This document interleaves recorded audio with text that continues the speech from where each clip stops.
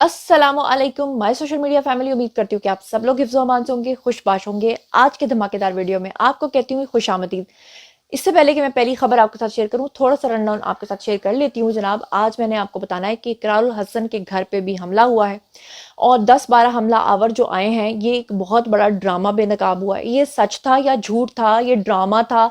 अगर ड्रामा था तो क्यों किया गया, इसके बारे में भी आज पूरी कलई खोलेंगे। साथ ही आज मैंने आपको बताना है कि शुएब शाहीन जो कि पीटीआई के रहनुमा हैं, इन्होंने जनाब हमला किया प्रेस के ऊपर और जिस तरह से दींगा मुश्ती वहां पर हुई उसके बारे में भी आपको कुछ दिखाना है और कुछ सुनाना है। इसके अलावा आपको बताना है कि मौलाना फजलुर रहमान, आखिर वो कहते हैं देर आए मगर दुरुस्त ना आए, मौलाना फजलुर रहमान ने पीटीआई का साथ छोड़ दिया है। इसके अलावा आज मैंने आपको सबूत दिखाना है कि पीटीआई खुल के इसराइल के हक में आ गई है, उनके हक में बात करना शुरू कर दिया है। और मैं आपके साथ ऐसे ही बात नहीं करी, सबूत के साथ मैंने आज आपको दिखाना है, बात करनी है। और महमूद खान अचकजई ने पाकिस्तान को तोड़ने की दोबारा धमकी दी है और क्या कुछ वो कह रहे हैं और क्या कुछ वो करने जा रहे हैं। और ख़ास तौर पे अडियाला जेल से खान साहब के जो बराह रास्त वहाँ पे जो ऑब्जर्वेशन हुई है उनके हवाले से, वो भी मैंने आज आपको बतानी है। तो चलिए जनाब शुरू करते हैं पहली खबर से। तो सबसे पहली खबर ये आ रही है कि इकरारुल हसन जो हैं, उनके घर पे मुबैना तौर पे कहा जा रहा है कि हमला हुआ है। और कुछ फुटेजेस आपको साइड पे नज़र आ रही होंगी और इन फुटेजेस में आपको अंधेरा नज़र आ रहा होगा। और इसमें इकरारुल हसन जो हैं, मैं बल्कि चाहती हूँ कि आपकी फुटेजेस देखें, उसके बाद मैं आपसे बात करती हूँ। इस रोड पे जाते हुए थे, इस रोड पे किया वापसी उसी रोड पे माजे साहब की बात।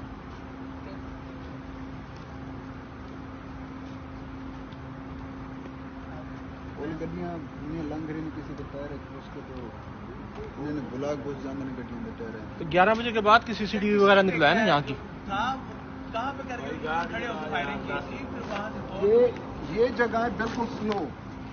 जी तो जनाब आपने देखा, इसमें इकरारुल हसन जो है वो ये कह रहे हैं कि उनके घर पे जो हमला आवर हैं वो तकरीबन 10 से 12 मिनट तक हवाई फायरिंग करके और चले गए हैं।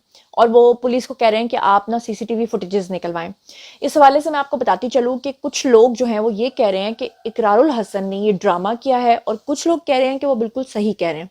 अल्लाह करे कि वो खैर खैरियत से हो।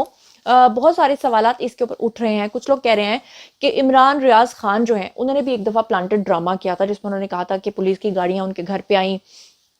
ये तब की बात है जब पुलिस की कोई गाड़ियां उनके घर पे नहीं आई थी, कोई उनकी रेकी नहीं कर रहा था, कोई ऐसी बात नहीं हुई थी।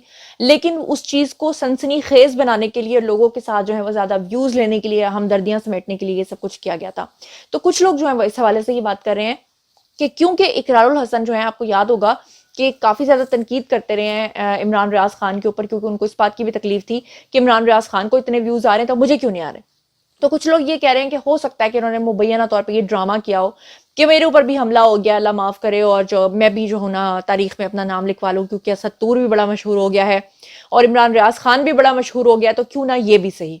दूसरी तरफ कुछ लोग ये भी कह रहे हैं कि अगर इकरारुल हसन के घर पे आकर किसी का मकसद उनको टारगेट करना था तो वो बाहर हवाई फायरिंग करके क्यों चला गया। और कुछ लोग ये बात भी कर रहे हैं कि आपको याद होगा कि आज से बहुत अरसा पहले इकरारुल हसन ने ये भी कहा था कि उनको शायद आईबी के लोग या पता नहीं कौन से हमारे इदारों के लोग उठाकर ले गए थे और उन्होंने उनको करंट भी लगाया था।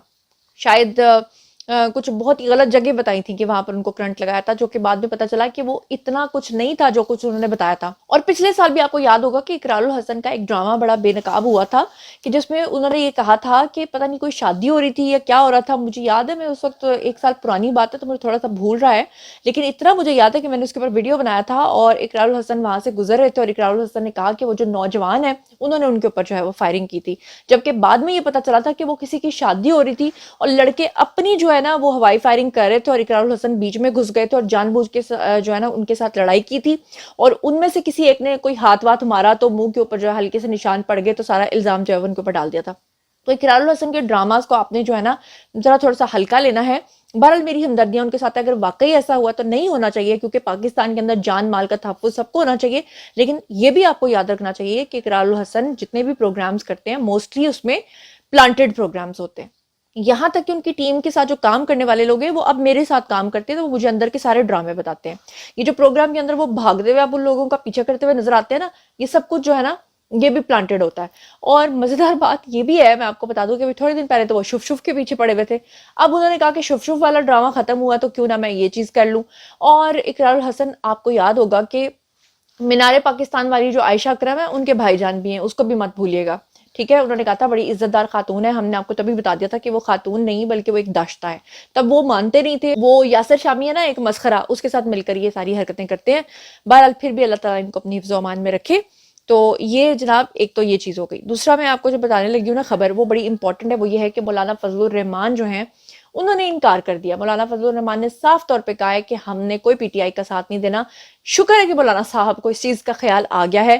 مولانا صاحب کو اس سائڈ پہ جانا ہی نہیں چاہیے تھا. مولانا صاحب نے اپنے پیروں پہ بہت بڑی کلہاڑی ماری ہے. اب مولانا صاحب کیا کہہ رہے ہیں خود ہی سن لیجئے. انصاف کے ساتھ مل کے کمپین چلائیں گے.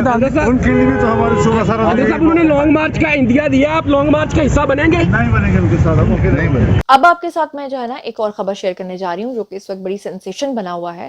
شعیب شاہین صاحب جو ہیں پی ٹی آئی کے, وہ اپنے ساتھ کچھ غنڈے قسم کے لوگوں کو اٹھا کر لے آئے اور وہ کرنا چاہ رہے تھے پریس کانفرنس. لیکن ہوا یہ کہ وہ جو غنڈے لوگ تھے انہوں نے پریس کو دھمکیاں دینا شروع کر دی, اور پریس میں سے بھی ایک دو لوگ اٹھے اور وہ بھی اٹھے, اور پھر ان کے درمیان ہوگی جی ہاتھا پائی. اور ہاتھا پائی کو پھر شعیب شاہین جو ہیں وہ دیکھتے رہے. اسکرین کے اوپر سائڈ پہ آپ کو ویڈیو نظر آ رہا ہوگا. آپس میں ایک دوسرے کو گالیاں دے دو کے جو ہے نا پھر واپس آ کر بیٹھ گئے. اور تاریخ اس بات کی گواہ ہے کہ یہ طریق انصاف نہیں ہے, طریق انتشار ہے. اور جناب وہ جو سامنے بدماش بن کے بیٹھا ہوا تھا اور وہ میڈیا کے اوپر تھپڑ اور دھکم پیر اور مکے مارا تھا, میرا خیال ہے کہ میڈیا کے ساتھ یہ ہونا چاہیے تھا. یہ اچھی بات ہے ان کے ساتھ ہوا ہے. عمران خان کے دور حکومت میں 60% ان کی سیلریز پہ کٹ لگانے والے بھی عمران خان تھے.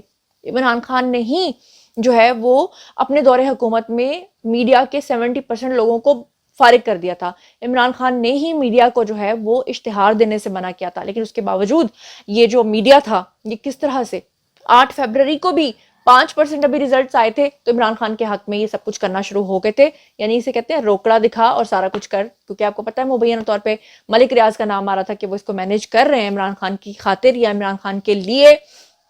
تو عمران خان کی ایک کال کے اوپر جب آپ بھاگتے ہوئے جائیں گے اور پھر شعیب شاہین جیسے لوگ جو ہیں وہ آپ کو پٹوائیں گے تو آپ کے ساتھ یہ سب کچھ تو ہوگا ہی. اب بات کر لیتے ہیں جی عمران خان کی حالت زار کے بارے میں. آپ لوگوں کو میں نے 2 دن پہلے خبر دی تھی کہ عمران خان نے اڈیالہ جیل سے یہ پیغام بھیجا, خاص طور پہ شیر افضل مروت کو اسٹیبلشمنٹ کے پاس بھیجا. اور نہ صرف شیر افضل مروت کو بھیجا بلکہ اپنے وکلا میں سے کافی لوگوں کو کہا کہ آپ جا کر ان کو یہ کہیں کہ آپ مجھے NRO دے دیں, آپ مجھے چھوڑ دیں, اور میں 9 مئی کی مذمت بھی کروں گا, اور جتنے بھی لوگ ہیں ان سب سے اظہار لا تعلقی بھی کروں گا, اور جتنے بھی یہ ولاگرز ہیں اور یوٹیوبرز ہیں اور صحافی ہیں ان سے بھی لا تعلقی کا اظہار کروں گا.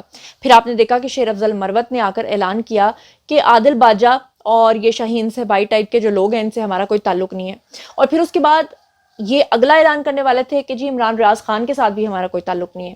یہ اگلا اعلان یہ بھی کرنے والے تھے کہ عالیہ حمزہ, یاسمین راشد, سنم جاوید ٹائپ کی جو خواتین ہیں ان سب کو دے مارو لیکن مجھے چھوڑ دو بس. یہ خان صاحب جو ہیں وہ چاہ رہے تھے. لیکن پھر آپ نے دیکھا کہ کور کمانڈر کانفرنس جو ہوئی اس کے اندر آرمی چیف نے صاف طور پہ کہہ دیا کہ 9 مئی کے لوگوں کو ہم نہیں چھوڑیں گے. پھر اس کے بعد خان صاحب نے کیا کہا کہ ہاں جی بھائی بالکل ان کو سزا ملنی چاہیے. لیکن خان صاحب کی باڈی لینگویج اب اس طرح کی ہو گئی ہے کہ جو گزشتہ ان کی اڈیالہ جیل کے اندر جو سماعت تھی اس کے اندر بتانے والے بتا رہے تھے کہ عمران خان کافی لنگڑا لنگڑا کے چل رہے تھے.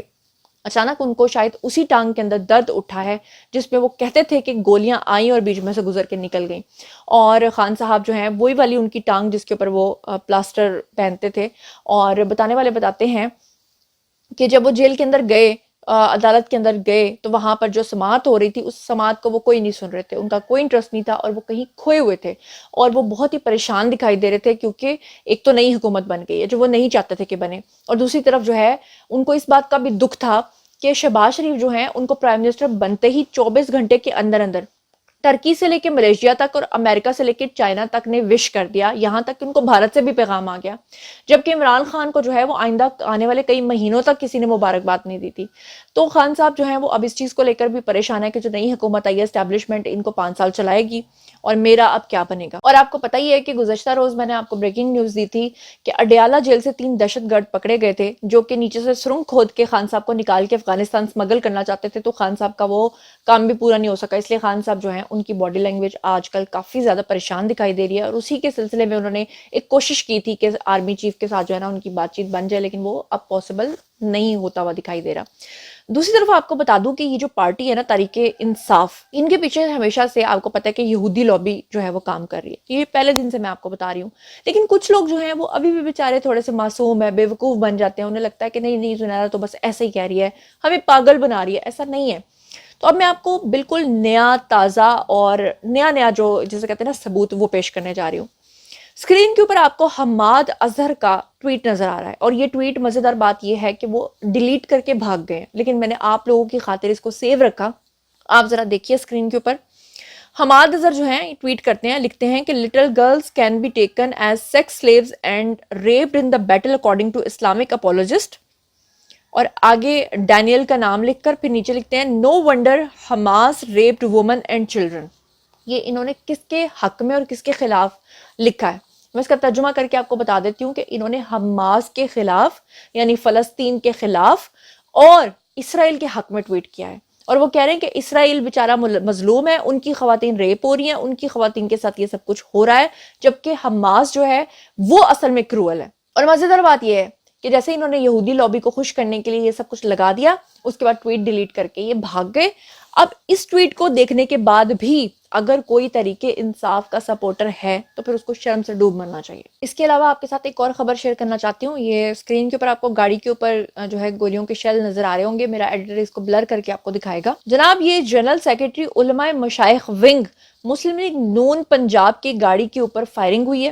ان کے بیٹے تھے جو فائرنگ سے زخمی ہوئے ہیں. پولیس موقع پہ پہنچ کر اس کی تفتیش کر رہی ہے کہ جناب یہ جو گولیاں لگی ہیں اس کی پوری پراپر طریقے سے جو ہے وہ انویسٹیگیشن جاری ہے. جیسے ہی فورنزک کا جو اس کا رزلٹ آتا ہے، جو بھی فورنزک رپورٹ آتی ہے، وہ بھی میں آپ کے ساتھ شیئر کروں گی. لیکن بہرحال اس طرح کی چیزیں ہونا بہت ہی افسوسناک بات ہے. جاتے جاتے آپ کو ایک کلپ دکھانا چاہتی ہوں محمود خان اچکزئی کا، جس میں انہوں نے پھر سے اندیا دیا ہے خدا نخواستہ پاکستان کو توڑنے کا. نام کس کا لے رہے ہیں؟ کس کی اوڑ میں چھپنے کی کوشش کر رہے ہیں؟ نام لے رہے ہیں ٹرکی کا. کیونکہ آپ کو پتا ہے کہ ٹرکی کے اندر کیا ہوا تھا کہ وہاں کے لوگوں نے بغاوت کی تھی فوج کے خلاف. وہاں کا معاملہ کچھ اور تھا، پاکستان کا معاملہ کچھ اور ہے. ہم اپنی افواج سے، اپنے پاکستان سے، اپنے باسیوں سے محبت کرتے ہیں. محمود خان اچکزئی نے کیا کہا اور کس طرح کی ہڈن دھمکی دی، ذرا یہ بھی آپ ملاحظہ فرمائیے. حالات انقلاب کے لیے پکے ہیں.